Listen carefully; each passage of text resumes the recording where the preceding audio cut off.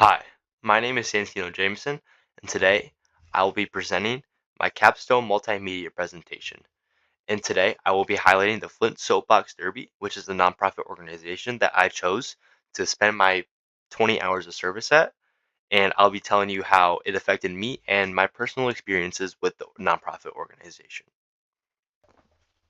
So, some historical background on the Flint Soapbox Derby. It was founded in 1938 by Donald R. Cronin, who was the mayor of Flint at the time. People said, and I quote, "He put Michigan on wheels."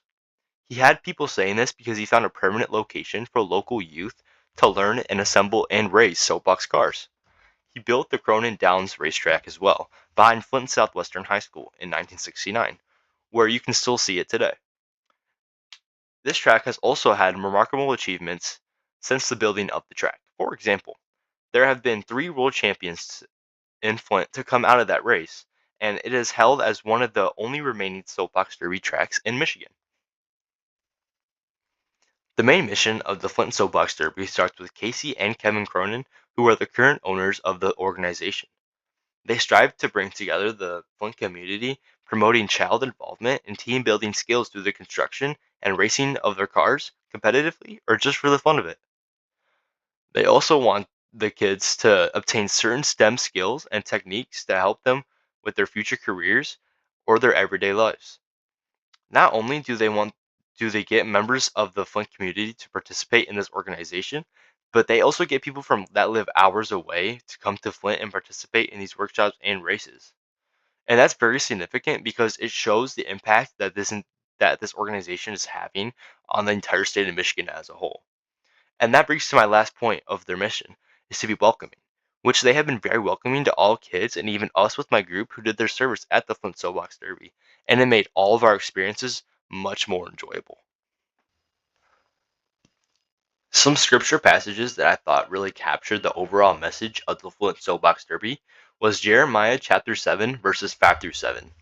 And it says, "If you act with one another, then God will dwell in the land." And Jeremiah mentions the sense of teamwork and that the kids are demonstrating this teamwork and God essentially rewards them for their goodness that they are providing. And then Peter chapter 4 verses 9 through 10 basically says, "Be hospitable to one another without complaining. Like good stewards of the manifold grace of God, serve one another with whatever gift you have received." And then these verses from Peter show the kind of grace that Kevin and Casey demonstrate to the children with these workshops every single day. These verses could also be representation of how we are supposed to act as people serving these nonprofit organizations so that they can continue to pour their gifts and grace onto others in the Flint community.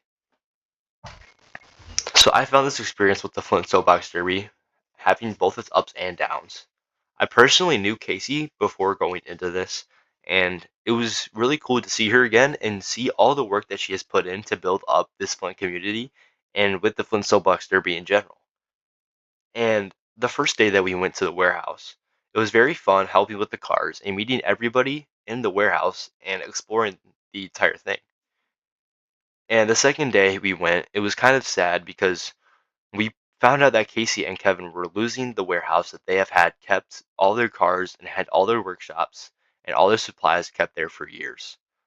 So they had nowhere to go. So what we did is we took all the weights out of the cars and moved all the cars onto a trailer to where they could be taken to be kept temporarily until they can find another facility big enough to accommodate them with all these cars and supplies and all having to set up all these workshops with their kids. So some proposal ideas that we came up with after the first 15 hours of service was finding a building that accommodated the Cronin's needs that was local in the Flint community and also wasn't far away from the track so they could easily transport their supplies, their workshops, and their cars to the track if they needed to. And these two pictures here are both pictures of the track 50 years ago to now. And basically, you can tell in these two pictures that it was much more popular back then than it is now. And that is something that Kevin and Casey have noticed and that they are working on with the redevelopment project. And basically, that ties down into the money and expansion situation, which means that as a nonprofit organization, they don't make any profits or any money off of what they are doing. And it severely comes down to only donations and fundraisers and stuff like that to provide for these kids and expand if they wanted to, which they do want to. But it all comes down to the money situation that they have going on. So the implementation that we decided to go with, we wanted to brainstorm some ideas for fundraisers or different fun activities that we can include within the workshops and race days. So this can include basically like work related things. Like I could bring pizza for my work if I really wanted to, and we could have it during the workshops, and that could bring more money towards them or even towards my place of work as well, which could also mean more money for them. Or Gage came up with an idea that we could build like boats instead of like box cars and race them in the Flint River, which I think could be a really good idea because it can really have an impact on the community, and it's different, and people are going to want to try it. So I would say that my faith grew from the beginning to the end of the project because at the beginning of the project I wasn't the most excited because I didn't really know anything. I just didn't want to do the service. I was feeling lazy and I just didn't want to do it. But I did keep an open mind, and I'm really glad I did because by the end of the project, I grew in my faith because I connected with Casey and Kevin after they lost the warehouse, and it made me realize that God works in His ways, and that we have to trust that He has a plan for us, and that everything will work out in the end. So that is all I have for my Capstone Multimedia presentation, and thank you so much for listening.